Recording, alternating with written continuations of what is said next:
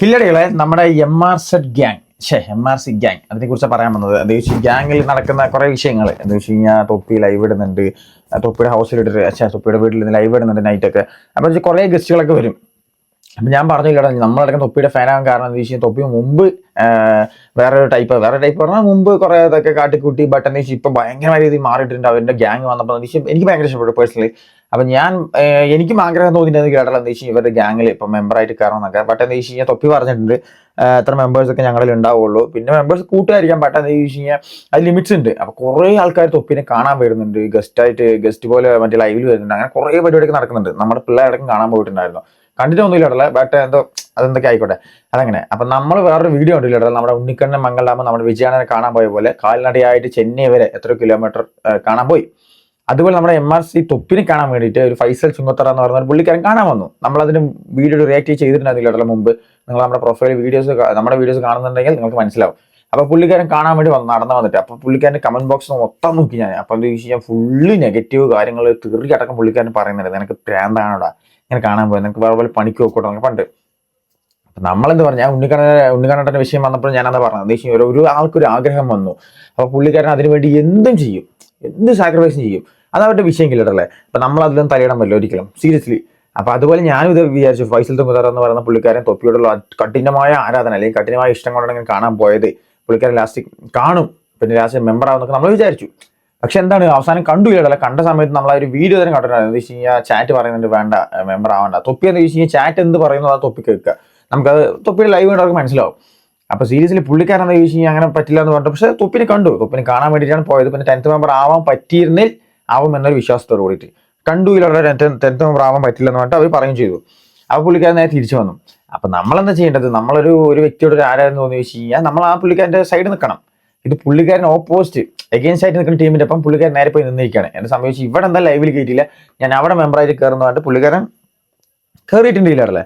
ഞാൻ എന്താ സംഭവിച്ചു കഴിഞ്ഞാൽ അതിൻ്റെ ഒരു വീഡിയോ ഇവിടെ വെക്കട്ടെ. എന്ന് വെച്ചാൽ ഈ ലൈവിൽ തൊപ്പിന്റെ ലൈവിൽ കയറി പുള്ളിക്കാരൻ ബട്ട് എന്താ വെച്ചാൽ മെമ്പർ ആവാൻ പറ്റില്ല.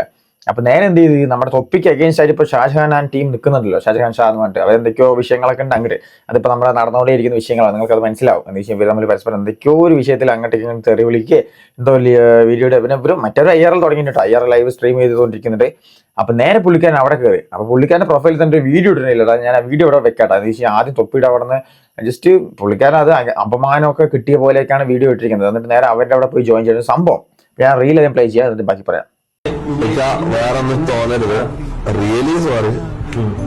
10th മെമ്പർ ആവാന് ആൾക്കാർ നിങ്ങളെ സമ്മതിക്കുമെന്ന് തോന്നില്ല. എനിക്കുണ്ട് നിങ്ങൾ 10th മെമ്പർ ആക്കാൻ. എനിക്കൊരു തളർന്ന് നിൽക്കുന്നവരെ കൈ ഇങ്ങനെ പിടിക്കണം, കൈ ഇങ്ങനെ പിടിച്ചിട്ട് ഒപ്പം ചേർക്കണം. മനസ്സിലായോ? തളർന്ന് നിൽക്കുന്ന ആൾക്കാരെ കൈ ഇങ്ങനെ പിടിച്ച് മനസ്സ് ചേർക്കണം, അതാണ് വേണ്ടത്.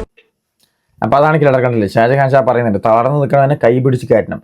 ഓക്കെ, നല്ല കാര്യം, ഞാൻ അതിനോട് പൂർണ്ണമായി യോജിക്കുന്നില്ല. ബട്ട് എന്താ സംഭവിച്ചു, ഈ ഫൈസൽ ചെങ്കുത്തറ എന്ന് പറയുന്ന പുള്ളിക്കാരൻ തൊപ്പിയുടെ ഒരു കടുത്ത ആരാധകനാണ്. തൊപ്പിനെ കാണാൻ വേണ്ടി പോയതാണ്. അപ്പൊ പുള്ളിക്കാരൻ ഇങ്ങോട്ടേക്ക് വിളിച്ചു, പുള്ളിക്കാരൻ ഇങ്ങോട്ടേക്ക് വന്നു. സോ ഇനിയിപ്പോൾ ഇവിടെ നിന്ന് മാറില്ലെന്ന് എന്താ ഉറപ്പില്ലടല്ലേ. അപ്പൊ അതാണ് എനിക്ക് പറയാനുള്ളത്. എന്താ വെച്ച് കഴിഞ്ഞാൽ ഷാജഹാൻ ഷാ എന്ന് പറയുന്ന പുള്ളിക്കാരൻ പറഞ്ഞു, എന്താ വെച്ച് കഴിഞ്ഞാൽ അവൻ അവിടെ നിന്ന് പോയല്ലോ, കുഴപ്പമില്ല നമുക്ക് എടുക്കാന്ന് പറഞ്ഞ് എടുക്കുന്നുണ്ട്. ഇതെന്താ വെച്ച് കഴിഞ്ഞാൽ എനിക്ക് ഫൈസൽ ചെങ്കുത്തറ എന്ന് പറഞ്ഞ പുള്ളിക്കാരോടാണ് തോന്നുന്നത്. എന്താ വെച്ചാൽ നിങ്ങളൊരു കടുത്ത ആരാധന മൂത്തിട്ട് തൊപ്പിയുടെ അടുത്ത് പോയി. ബട്ട് അവിടെ എന്താ വെച്ച് കഴിഞ്ഞാൽ കേട്ടില്ലെന്ന് പറഞ്ഞിട്ട് നേരെ തിരിച്ചു വരികയാണ്.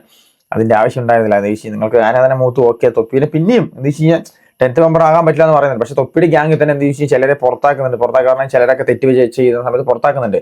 അപ്പൊ ആ ഒരു സിറ്റുവേഷനിൽ ചിലപ്പോൾ നിങ്ങൾക്ക് കയറാൻ പറ്റിയായിരിക്കാം എന്ന് ഞാൻ പറയുന്നുണ്ട്. എന്താ വെച്ചാൽ ഇത്രയും ദൂരം നടന്നതല്ലേ.